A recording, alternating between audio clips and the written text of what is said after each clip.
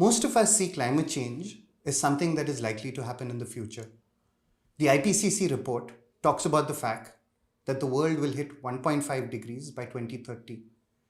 The scientists tell us that the world will change dramatically. It talks about melting glaciers and ice caps, rising seas, extreme weather, floods, biodiversity loss. It also tells us that vulnerable communities across the world will be deeply affected, and no part of the world will be more affected than India. What we don't talk about enough is the fact that the world has already hit 1.1 degree today. A lot of the horrific events that they're talking about have already started to play out. 19 out of the 20 hottest years ever recorded on the planet has happened in the last 2 decades. We've got cyclones, forest fires, droughts playing out in every part of the world just this year. Global warming as we know it is here to stay. And we can't wait another 9 years. We have to act and we have to respond now. My name is Ajay Raghavan and I spent about 20 years as a lawyer. When I left the law, I spent a couple of years meeting lots of people across the city of Bangalore. People in the government, people in non-profits, people in social sort of businesses, largely to try and understand what we were trying to do at a city level to build resilience and adapt to the new reality. I started by imagining that solutions to a lot of the climate problems didn't exist. But the more people I met, the more I actually realized that all of the solutions do exist. What we didn't have was more awareness and collective action. A lot of the solutions today were operating in silos. So the idea of being able to build an ecosystem is what I think is really important to be able to respond to the climate crisis. We need governments, businesses, civil society, citizens, all of these to come together to work collaboratively on climate action. And with that, I decided to set up the Initiative for Climate Action and Bangalore Creative Circus. The Initiative for Climate Action is a group of about 65 people who've come together to work on climate action together. We're a group of lawyers, climate scientists, educationists, filmmakers, artists, all of whom who have come together to engage and work collectively on climate action. We work on city resilience, vulnerable communities, biodiversity, youth, and a whole host of other things. Bangalore Creative Circus was set up as an impact enterprise. We're a 20,000 square feet warehouse located in Yashwantpur in Bangalore. We've set the space up a little bit like a living laboratory where we try a series of experiments around urban sustainable living, and we try and share those experiments with the city of Bangalore. We use art and science as mediums to draw people into the experience and then try and take them on this journey around sustainability. The hope is that every person who walks in can take at least that one step towards sustainable living. The entire space here is built out of recycled, reused, and scrap material. The whole idea is to acknowledge the problem, show people the solution, and then give people access to it through the journey of BCC. We see sustainability as a deeply connected system, and we've tried to demonstrate those different connections out of the physical space at Bangalore Creative Circus. Starting with the idea of awareness, how do you build awareness around climate change and climate action?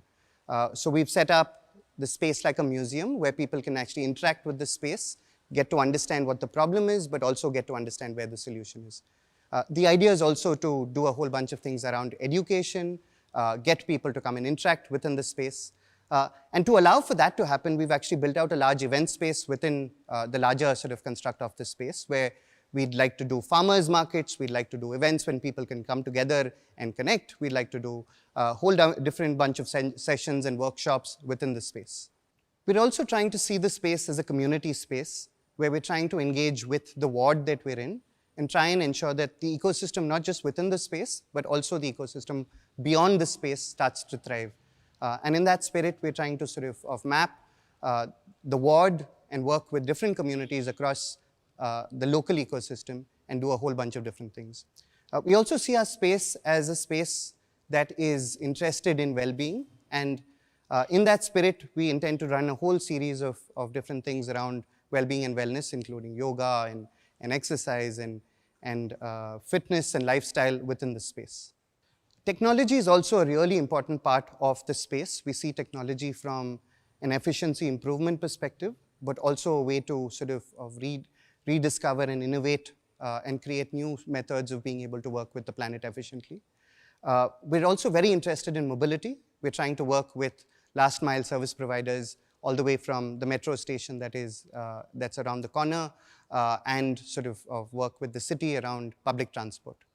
We see architecture as a really important component of sustainability. We've got different techniques that we've demonstrated within the space, all the way from the use of recycled material to natural building techniques to passive cooling and use of methods of lighting. We've also got plants that surround the space and act as different forms of design and cooling. We have a separate art space within the larger space where we've got a maker's space, we've got a sound room, we've got an artist residency. The idea is we see art as a big mode to actually draw people into the space, and through the visual of art actually sort of communicate about climate and sustainability. Our entire space is rainwater harvested. We also have recharge wells within the space. We're also working with different techniques of waste, all the way from segregation to upcycling to biogas, composting systems. The idea is we want people to come in and actually see how we're doing these different things with our own systems and then allow for people to learn through that. We're also working with energy systems, all the way from solar, wind, and biogas. We're trying to demonstrate different sustainable methods of energy within this particular space. We've also got a whole bunch of different demonstrations of food systems, from hydroponic systems to permaculture systems to aquaponic systems where we actually grow our own food. And a lot of that food that's grown is served in the kitchen that we have. So we've also got a cafe and a kitchen, and that actually specializes and does a lot of food that's locally produced, organic, vegetable-based, and seasonal food. As part of our green systems, we've also got a permaculture food forest. The idea here is to demonstrate a resilient food system. We've got food, but we also have medicinal plants, and the idea is to demonstrate how a forest is mimicked.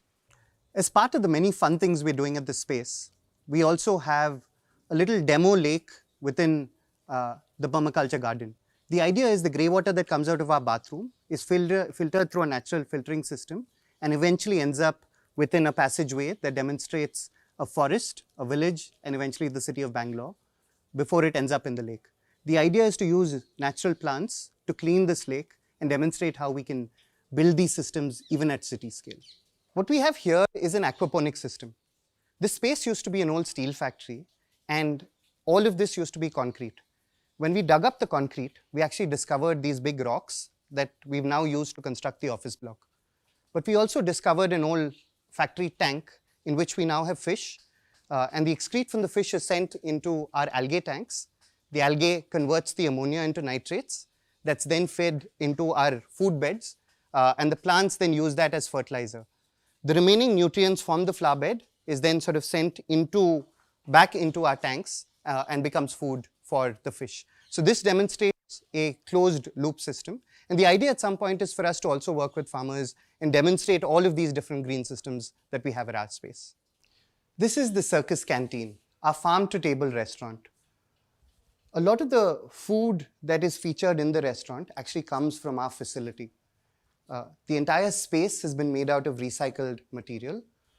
When my law firm was shutting down and moving down the road to another location, they decided to bring down all of the material that was in the office, and I brought that all here. And a lot of what you see here is actually material that we brought from there. So the glass is cabin glass, the material on top is roofing material. A lot of the furniture here is material that we actually sourced from a campaign that we ran in the city. So we asked people in the city of Bangalore to give us things that they wanted to throw away and things that were wasting. We brought that all here, and then we got a bunch of artists to upcycle a lot of that into what you see within this space. So for example, if you see this, we've got an old music system, we've got an old TV, a lot of things that you wouldn't traditionally see as sort of material we'd use here, we've upcycled and recycled. So the whole idea is this is sort of a recycle cafe, but it's also a very organic farm-to-table space. To me, BCC is really about this notion that when people come together, there's a lot more we can do collectively than if we had to do it alone. We've tried to apply this notion to our response to the climate problem. We believe that when extraordinary people come together, the impact can be amplified. If we were able to bring these amazing people into our space in the way that we already have, through their conversation and collaboration, we believe that we can do amazing things at this space. And that's really what Bangalore Creative Circus is about.